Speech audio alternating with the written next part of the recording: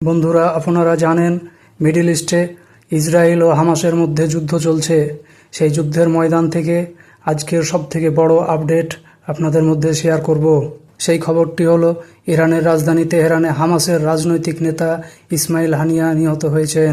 Gaza strip পরিচালনকারী ফিলিস্তিনি গোষ্ঠী এবং ইরানের অভিজাত ইসলামিক গার্ডস ক্রপস দ্বারা পৃথক বিবৃতিতে তার মৃত্যুর ঘটনাটি সুনিশ্চিত করা হয়েছে। আপনারা জানেন, ইরানের প্রাক্তন রাষ্ট্রপতি ইব্রাহিম রাইসি হেলিকপ্টার ক্র্যাশ দুর্ঘটনায় মৃত্যুবরণ করার পর ইরানের নতুন রাষ্ট্রপতি হয়েছেন মাসুদ পেজেশকিয়ান, এবং তারই শপথ গ্রহণ অনুষ্ঠানে ইরানের রাজধানী তেহরানে অংশ নেওয়ার জন্য হামাসের সর্বোচ্চ নেতা ইসমাইল হানিয়া তেহরানে হাজির হন। হানিয়া শপথ গ্রহণ অনুষ্ঠান শেষ করে তিনি তার বাসভবনে যান। সেখানে তার দেহরক্ষীর সঙ্গে রাত্রিবাসের জন্য অবস্থান করেন। ঠিক সেই সময় একটি মিসাইল হামলায় হানিয়া এবং তার দেহরক্ষীর মৃত্যুবরণ করেন। তেহরানে তার এই মৃত্যুর খবর আইআরজিসির পক্ষ থেকে এবং হামাসের পক্ষ থেকে সত্যতা যাচাই করা হয়েছে। কিন্তু এই হামলার পিছনে কে দায়ী বা কারা দায়ী এখনও সুনিশ্চিত নয়। কেউ এখনও এর দায় স্বীকার করেনি। তবে স্বভাবতই হামাস থেকে শুরু করে হিজবুল্লাহ, হুতি এবং ইরান সকলেই ইসরায়েলকে এর জন্য দায়ী করেছেন। প্রশ্ন উঠছে, ইরানের সুরক্ষা ব্যবস্থা নিয়েও কিভাবে একজন রাষ্ট্রপতির শপথ গ্রহণ অনুষ্ঠানে আসা অতিথিকে কিভাবে বাইরের দেশ থেকে এসে হত্যা করা যায়, এর পেছনে কে বা কারা আছেন। ইসমাইল হানিয়ার মৃত্যুর পর বিভিন্ন মহল থেকে, বিভিন্ন দেশ থেকে তাদের প্রতিক্রিয়া সামনে এসেছেন।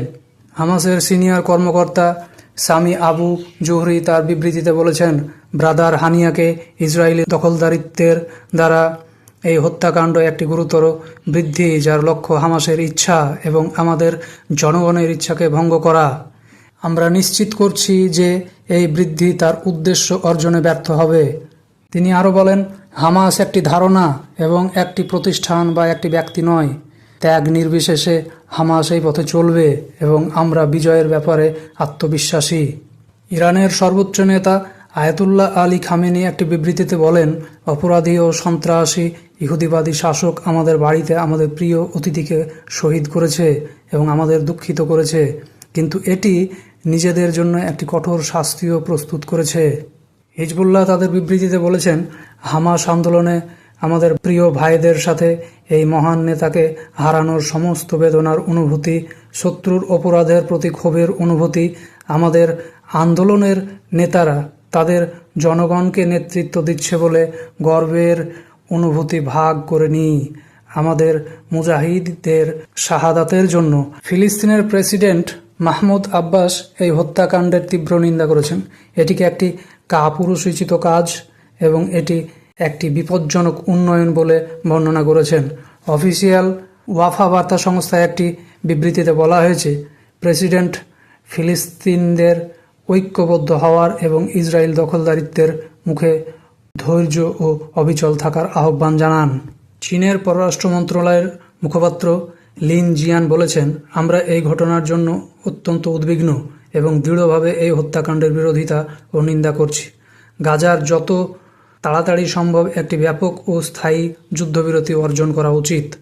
মালয়েশিয়ায় হত্যাকাণ্ডের অবিলম্বে এবং পুঙ্খানুপুঙ্খ তদন্তের জন্য এবং দায়ী ব্যক্তিদের বিচারের আওতায় আনার আহ্বান জানিয়েছেন। মালয়েশিয়ার পররাষ্ট্র মন্ত্রণালয় এক বিবৃতিতে বলেছেন, ঘটনাটি ডি-এসকেলেশনের জরুরি প্রয়োজনের উপর জোর দেয় এবং সকল পক্ষের গঠনমূলক সংলাপে জড়িত হওয়া এবং শান্তিপূর্ণ সমাধানের জন্য প্রয়োজনীয়তাকে জোরদার করে। কাতার রাষ্ট্র ডক্টর ইসমাইল হানিয়াকে হত্যার তীব্র নিন্দা করে।